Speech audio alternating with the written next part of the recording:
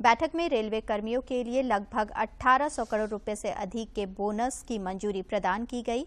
बैठक की जानकारी देते हुए सूचना एवं प्रसारण मंत्री अनुराग ठाकुर ने कहा कि इससे रेलवे के 11,27,000 कर्मचारी लाभान्वित होंगे।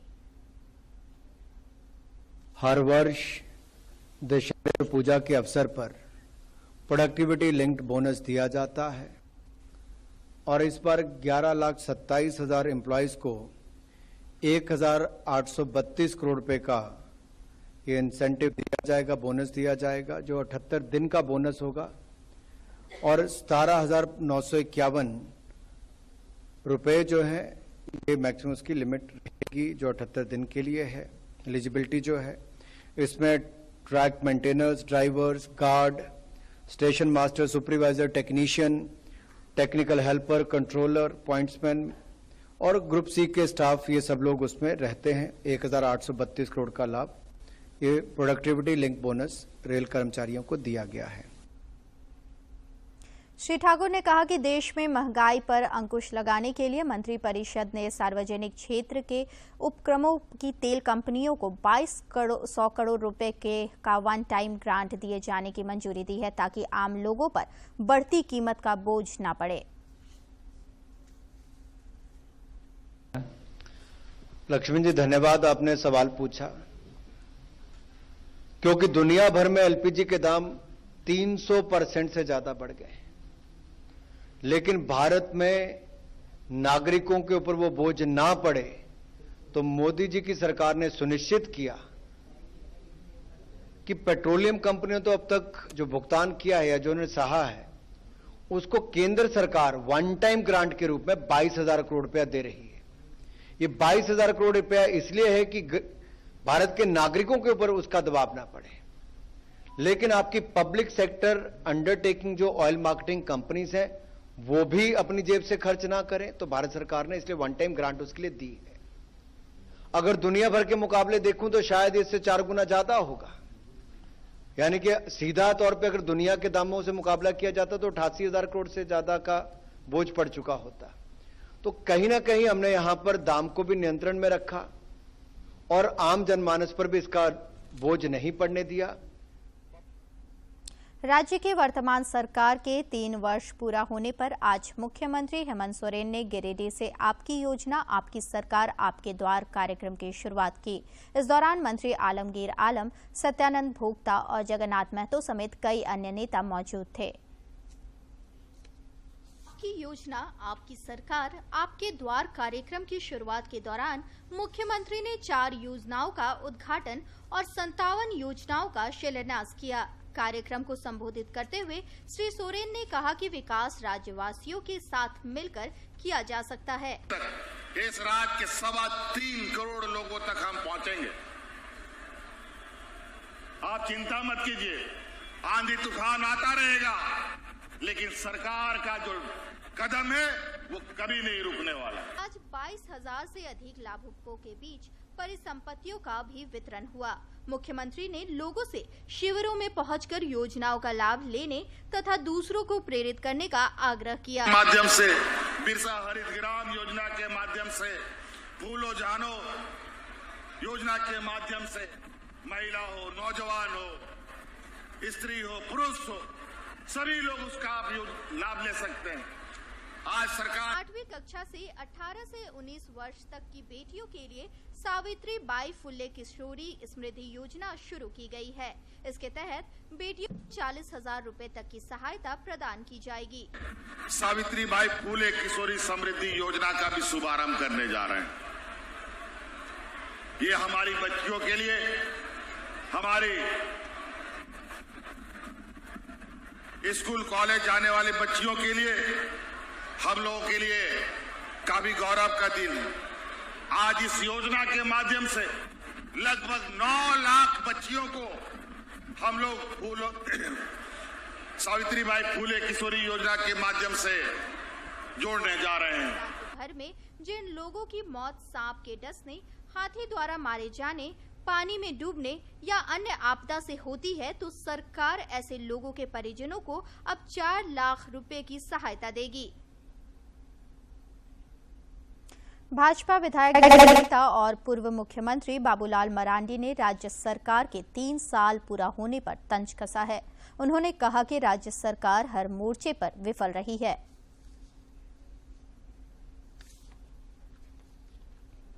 रांची में पत्रकारों से बातचीत में भाजपा विधायक दल के नेता बाबूलाल मरांडी ने कहा कि राज्य में जिस तरह अपराधियों के हौसले बढ़ रहे हैं, उससे लगता है कि राज्य में अपराधियों का बोलबाला है। राज्य में कोई सरकार चल रही है, तो वास्तव में लग रहा है कि अपराधियों की सरकार चल रही है। इस प्रकार से अपराध बेहताश ये कभी होता नहीं। ये झारखंड में पहली दफा ये दिखाई पड़ रही है।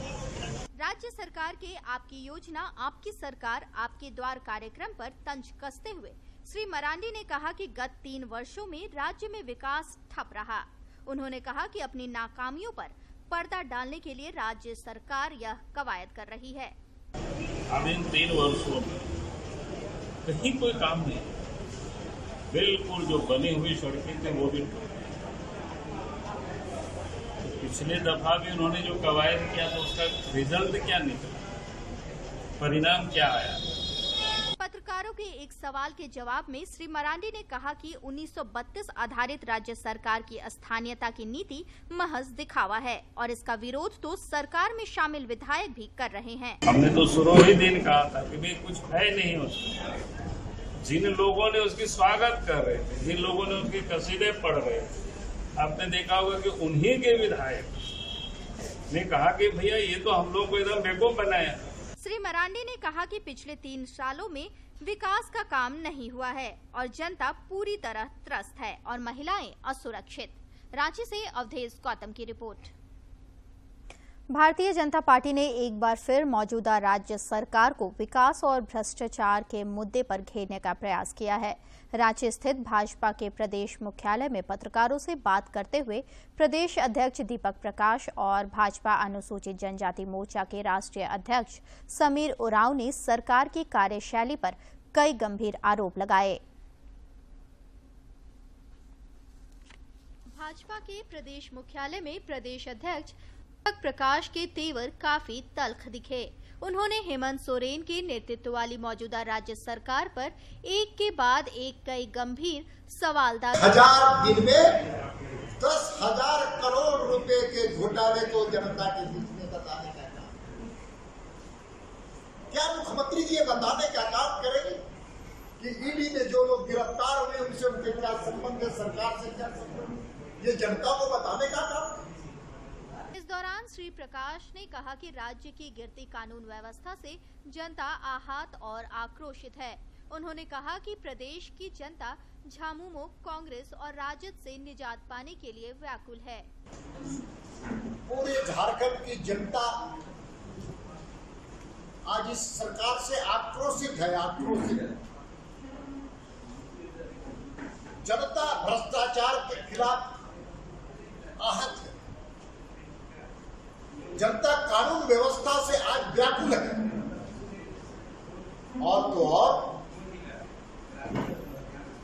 पूरी तरह से तुष्टीकरण की राजनीति ने राज्य को बर्बाद करने का काम किया। इस दौरान वहां उपस्थित भाजपा अनुसूचित जनजाति मोर्चा के राष्ट्रीय अध्यक्ष समीर उरांव ने बेरोजगारी और पलायन के मुद्दे पर राज्य सरकार को आड़े हाथों लिया। सरकार की विफलता के कारण इस प्रकार से इस राज्य के युवाओं को भटकना पड़ रहा है और जो है संघर्ष करना पड़ रहा है, जूझना पड़ रहा है।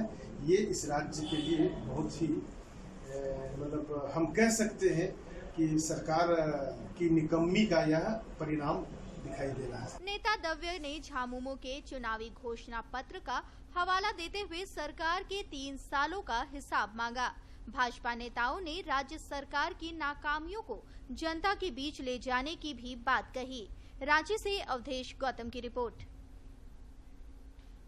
भारतीय जनता पार्टी पदाधिकारियों की आज एक अहम बैठक हुई। बैठक में पार्टी विधायक दल के नेता बाबूलाल मरांडी, राज्यसभा सदस्य आदित्य साहू, विधायक नवीन जायसवाल, गंगोत्री कुजूर समेत पार्टी के कई प्रदेश पदाधिकारी समेत जिला और प्रखंड के अध्यक्षों ने हिस्सा लिया। बैठक में निर्णय लिया गया कि 18 अक्टूबर को रांची के हरमू मैदान में पार्टी की ओर से एक भव्य कार्यक्रम का आयोजन होगा, जिसमें गत पंचायत चुनाव के नवनिर्वाचित सदस्यों का अभिनंदन अभिनंदन किया जाएगा। इसीलिए अभिनंदन समारोह तय किया गया है और वो हरमू के मैदान में दिनांक 18 अक्टूबर समय 12 बजे हम लोगों ने तय किया। उसी निमित्त लगातार बैठकों का आयोजन चल रहा था। रांची के उपायुक्त राहुल कुमार सिन्हा ने आज खिलारी प्रखंड के लपरा पंचायत में आपकी योजना आपकी सरकार आपके द्वार कार्यक्रम के तहत लाभुकों के बीच परिसंपत्तियों का वितरण किया और सरकार के कल्याणकारी योजनाओं की जानकारी दी।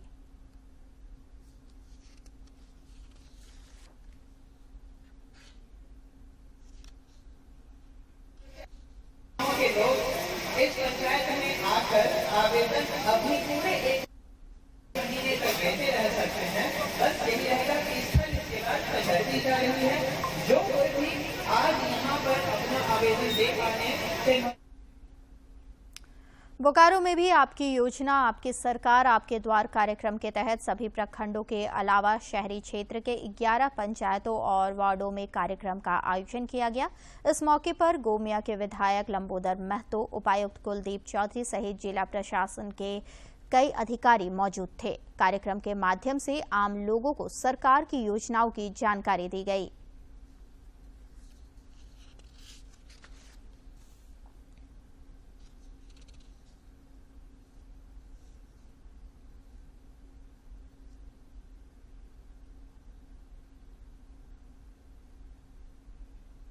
पंचायत में जमीन का रसीद 1991-92 के बाद कटना बंद हो गया।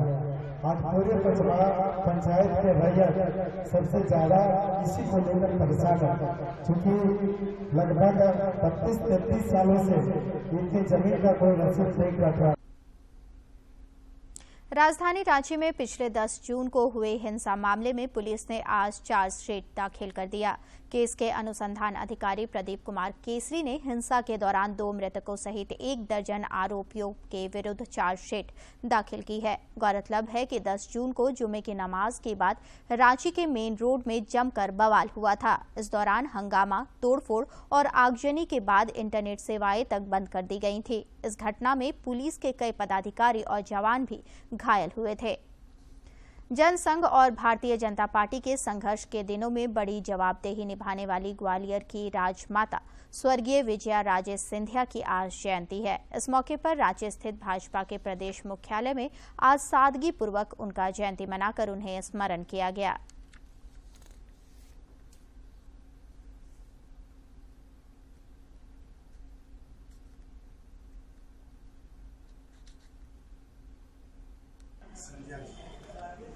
जन सेवा के एक प्रतिनिधि के रूप में वो स्थापित हुई थे और प्रखर राष्ट्रवाद है। 2 दिवसीय राजकीय मुड़मा जतरा मेला के समापन समारोह में मुख्यमंत्री हेमंत सोरेन ने हिस्सा लिया। इस मौके पर जनजातीय परंपरा के अनुसार उनका स्वागत किया गया और मेला परिसर में घुमाया गया। मेले में बिहार, बंगाल, छत्तीसगढ़, असम, पश्चिम बंगाल और उड़ीसा से बड़ी संख्या में जनजातीय समुदाय के लोगों ने हिस्सा लिया। मेले में जनजातीय संस्कृति की जीवंत झलक देखने को मिली। मेला में आए लोगों ने जमकर खरीदारी की और मेले का लुत्फ उठाया। समापन समारोह में ग्रामीण विकास मंत्री आलमगीर आलम, पूर्व मंत्री बंधु तिर्की, विधायक शिल्पी नेहा तिर्की, धर्मगुरु बंधन तिक्का सहित बड़ी संख्या में जनजातीय समुदाय के लोग उपस्थित थे। इधर मुड़मा मेला को लेकर राष्ट्रीय राजमार्ग संख्या 75 कई घंटों तक जाम रहा। जाम के कारण पलामू, गढ़वा, चतरा, लोहरदगा, खिलाड़ी जाने वाले यात्रियों को काफी परेशानी हुई। हालांकि जिला प्रशासन की ओर से जाम को हटाने के लिए लगातार प्रयास किए जा रहे थे।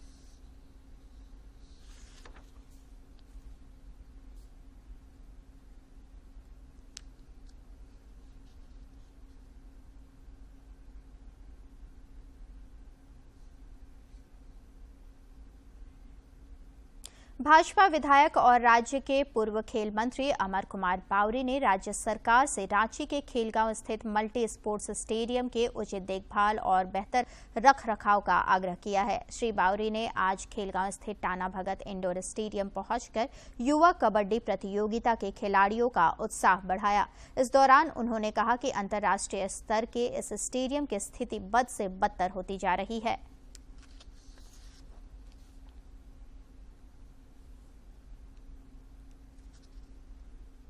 उसको देखने के लिए तो जिस तरह से वुडन हमारा जो फ्लोर है वो जिस तरह से खराब हुआ, ये वुडन फ्लोर यूनिक चीज़ है और बहुत खर्च के बाद और बहुत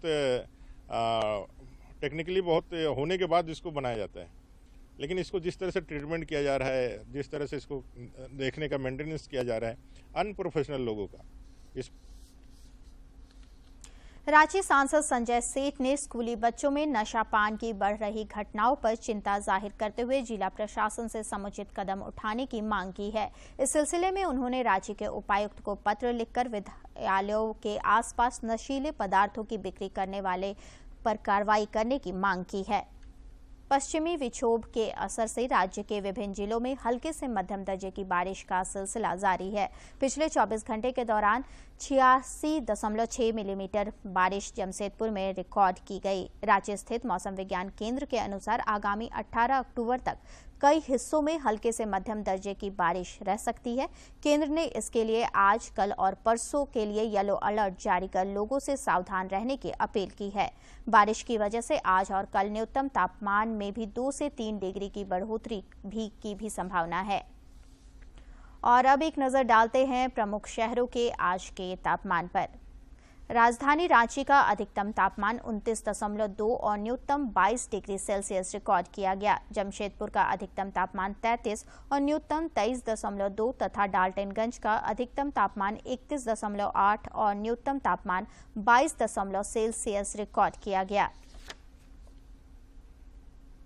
36वें राष्ट्रीय खेलों का आज गुजरात में रंगारंग समापन हो रहा है।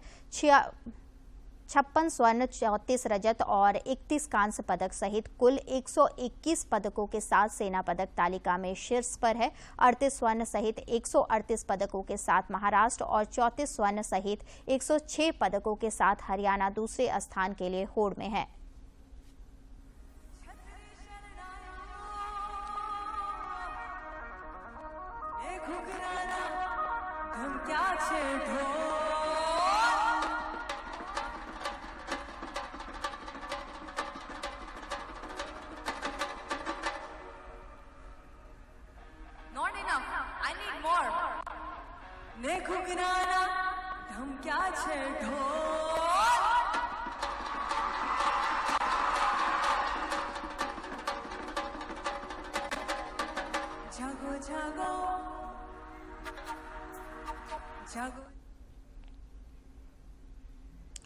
देश भर में पिछले 24 घंटे के दौरान कोविड के 2139 नए मामले सामने आए हैं, जबकि इस दौरान 3208 कोरोना वीरों ने इस महामारी को पराजित कर जिंदगी की जंग जीती है। देश के ज्यादातर इलाकों में कोविड संक्रमण के मामले में लगातार गिरावट देखी जा रही है।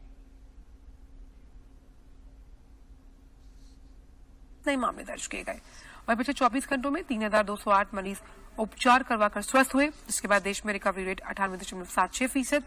वहीं साप्ताहिक पॉजिटिविटी रेट वर्तमान में 1.13%, दैनिक पॉजिटिविटी रेट 0.81% दर्ज किया गया। इधर झारखंड में पिछले 24 घंटे में कोरोना के कई नए मरीजों की पहचान की गई, जबकि कई मरीज स्वस्थ भी हुए। रांची में भी इस दौरान कोरोना के 2 नए मरीज की पहचान की गई, जबकि 2 मरीज कोविड को मात देने में सफलता हासिल की। स्वास्थ्य विभाग के अनुसार रांची में कोविड के 8 मरीज सक्रिय हैं। देश में कोविड के खिलाफ जारी जंग में टीकाकरण अभियान तेज गति से जारी है। केंद्रीय स्वास्थ्य मंत्रालय के ताजा आंकड़ों के अनुसार देश में अब तक 2,29,00,000 से अधिक कोविड रोधी टीके लगाए जा चुके हैं।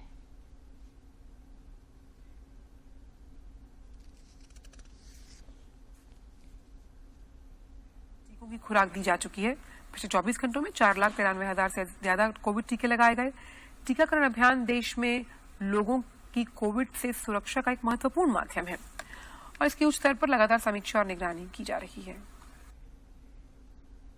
आज राष्ट्रीय मानवाधिकार आयोग का 29वां स्थापना दिवस है। दिल्ली के NHRC के स्थापना दिवस पर आज उपराष्ट्रपति जगदीप धनखड़ ने शिरकत की। इस दौरान उन्होंने कहा कि जीवंत लोकतंत्र के लिए मानवाधिकारों का मजबूत होना बेहद जरूरी है। प्रधानमंत्री नरेंद्र मोदी ने इस महीने की 30 तारीख को आकाशवाणी से प्रसारित होने वाले मन की बात कार्यक्रम के लिए लोगों के सुझाव मांगे हैं। लोग अपने सुझाव 28 अक्टूबर तक दे सकते हैं। मन की बात है जन जन की, संघर्षों के कुछ किस्से, कहानी कुछ सफलताओं की, अनकही विरासत की, उम्मीदें नए भारत की। महीने के आखिरी रविवार का रहता है इंतजार मलयाचल के आंचल से विंध्याचल के आंगन तक, ब्रह्मपुत्र के घाट से हिमालय के विस्तार तक होती है मन की बात प्रधानमंत्री के साथ। तो सुनिए इस महीने 30 अक्टूबर सुबह 11 बजे मन की बात आकाशवाणी और दूरदर्शन के सभी चैनलों पर। मन की बात के प्रादेशिक भाषाओं में अनुवाद का पुनः प्रसारण आप सुन सकते हैं रात 8 बजे आकाशवाणी और दूरदर्शन के सभी प्रादेशिक चैनलों पर। तो सुनिए इस महीने 30 अक्टूबर सुबह 11 बजे मन की बात। और अब कुछ खबर राज्य के विभिन्न जिलों से।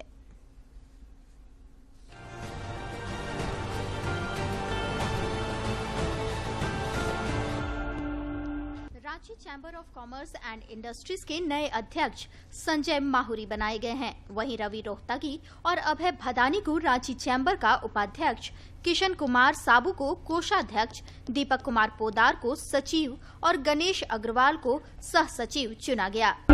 खूंटी जिले के विकास कार्यों को देखने के लिए 3 देशों के राजदूत 17 अक्टूबर को खूंटी आ रहे हैं। इस संबंध में डीसी शशि रंजन ने बताया कि 17 अक्टूबर को रवांडा के राजदूत ऑस्कर किरकेट्टा, ग्रीस के राजदूत अमृत लुगुन और माली के राजदूत अंजनी कुमार खूंटी आएंगे। डीसी ने बताया कि माली के राजदूत अंजनी कुमार खूंटी के रहने वाले हैं। गिरिडीह जिले की जमुआ पुलिस ने बाइक चोर गिरोह का खुलासा करते हुए 8 सदस्यों को दबोच लिया है। चोरों की निशानदेही पर चोरी की 7 बाइक और एक टेम्पो को भी पुलिस सरिया, पचम्बा और भेलवा घाटी थाना क्षेत्र से बरामद किया है। रांची के कोतवाली थाना क्षेत्र अंतर्गत भुइयां टोली में एक दुकान के बाहर अज्ञात व्यक्ति का शव मिला है। पुलिस की जांच में पता चला कि मृतक बिहार के समस्तीपुर जिला का रहने वाला राजेश शाह था। पुलिस आसपास इलाके में लगे सीसीटीवी फुटेज खंगाल रही है ताकि अपराधी के बारे में कोई सुराग मिल सके। दुमका जिला में फिर से एक नाबालिग आदिवासी छात्रा का पेड़ से लटकता शव मिला है। मामला काठीकुंड थाना के बड़तल्ला गांव का है। मृतका 10वीं की छात्रा काठीकुंड थाना क्षेत्र के आमगाछी गांव की रहने वाली थी। पुलिस ने शव को बरामद कर पोस्टमार्टम के लिए भेज दिया है। हजारीबाग जिले के बड़का गांव में अडानी कोल खनन कंपनी के खिलाफ ग्रामीणों ने मोर्चा खोल दिया है। ग्रामीणों ने अडानी कोल खनन कंपनी के खिलाफ मौन प्रदर्शन कर अपना विरोध जताया।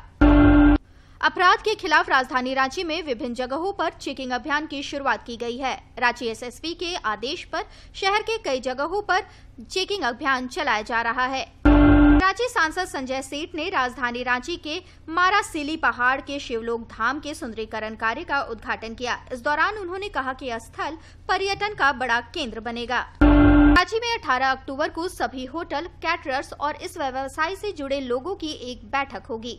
रांची सांसद संजय सेठ ने एक ट्वीट कर इसकी जानकारी देते हुए बताया कि सामाजिक समारोहों में बड़ी मात्रा में भोजन बर्बाद होता है। इसकी रोकथाम के लिए यह पहल की गई है।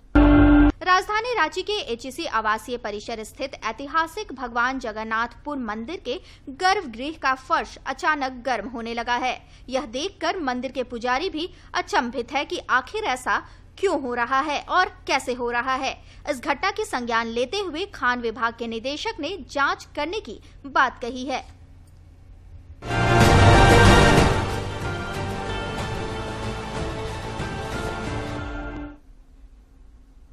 साइंस हब के आज के अंक में हम बात करेंगे शानदार तकनीक की। इसकी मदद से बने उपकरण को अगर कोई इंसान पहन ले तो वह कई ऐसे काम करने में सक्षम हो जाता है जो सामान्यतः नहीं कर पाता।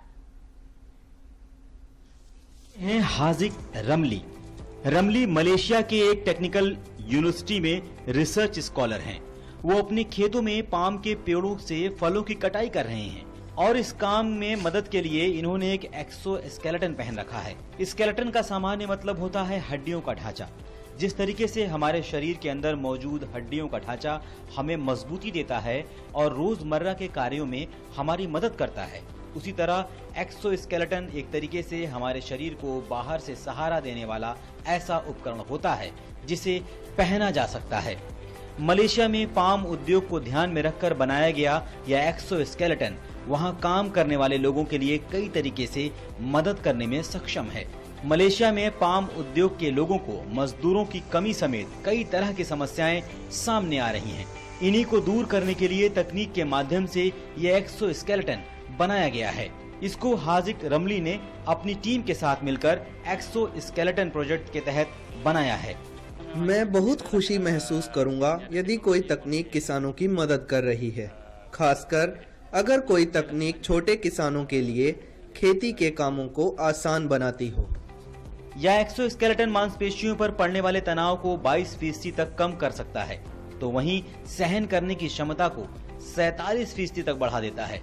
अलग अलग कार्यों को ध्यान में रखकर बनाए गए एक्सोस्केलेटन कई तरह से इंसान की मदद कर सकते हैं। ये कभी किसी चीज को काटने में मदद कर सकते हैं तो कभी किसी भारी वजन को उठाने में मददगार हो सकते हैं। इनके अलावा भी एक्सोस्केलेटन के क्षेत्र में अपार संभावनाएं मौजूद हैं। Bureau report, DD news.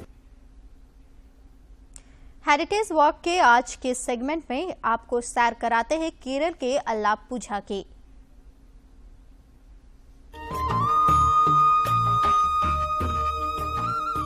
दक्षिण भारत का केरल राज्य अपनी प्राकृतिक सुंदरता के लिए दुनिया भर में प्रसिद्ध है।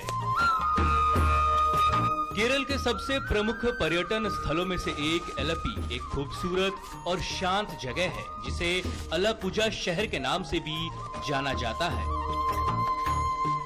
केरल का सबसे खूबसूरत शहर एलपी अपने समुद्र तटों, मंदिरों और पारंपरिक बोट रेस के लिए विश्व भर में जाना जाता है।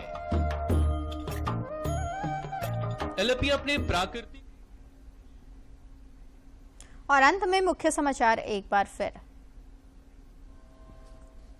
केंद्रीय कैबिनेट ने रेलवे कर्मचारियों को 1832 करोड़ रुपए के बोनस को दी मंजूरी। महंगाई का बोझ न पड़े, इसके लिए ऑयल मार्केटिंग कंपनियों को 22,000 करोड़ रुपए का ग्रांट। मुख्यमंत्री ने आपकी योजना आपकी सरकार आपके द्वार कार्यक्रम की शुरुआत की। कई दर्जन योजनाओं का शिलान्यास और लोकार्पण, परिसंपत्तियों का भी हुआ वितरण। भाजपा ने सरकार के 3 साल पूरा होने पर कसा तंज, कहा राज्य में विकास है ठप, सरकार अपनी नाकामियों पर पर्दा टालने की कर रही है कवायद।